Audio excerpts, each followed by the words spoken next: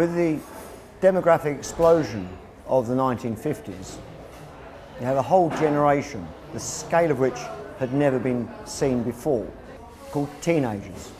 And teenagers were driving the economy.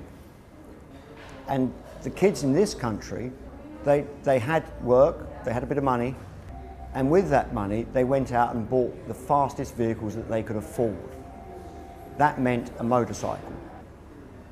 The British motorcycle industry, a huge industry, had been churning out thousands of machines as part of the war effort, were in a position to capitalise on that.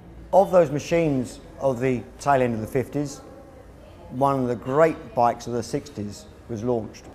There's a timeless appeal with things we term classic, be they watches, pieces of art, whatever. And Triumph certainly came along in 1959 with something which I think has become something of an icon, and that was the Triumph Bonneville. Its looks, its performance and its popularity have ensured that today, kissing 60 years later, people know what a Triumph Bonneville is. Not only did it look right, it resonated America. And at the time, of course, America, that's where rock and roll was coming from. It was leading the jet age. The future was this promised land of America. So to have the name Bonneville on a motorbike that a couple of years earlier had set land speed records, this I wasn't there at the time, I hasten to add, but that would resonate with youngsters. And it's youngsters who are buying these machines and continue to do so through the 60s, where the Bonneville sales just climbed and soared away.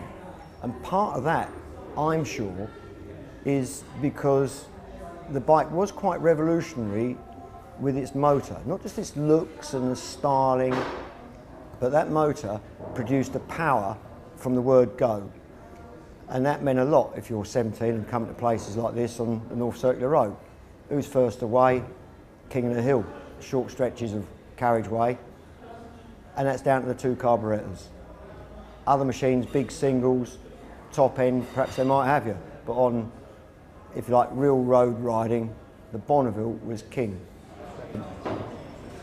Today, of course, the term custom has come along and the term sports bike has come along.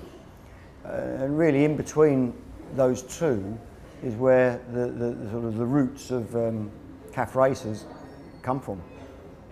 To see that the Bonneville is available as a new machine without the headaches and challenges of bikes that are perhaps 50, 60 years old, but every sort of aspect of its DNA being there, the aesthetic, the lines, the balance of those lines.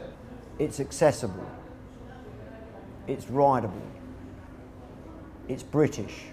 So it's certainly a machine that you can't not like, and if you're into bikes, you'll want one in your garage.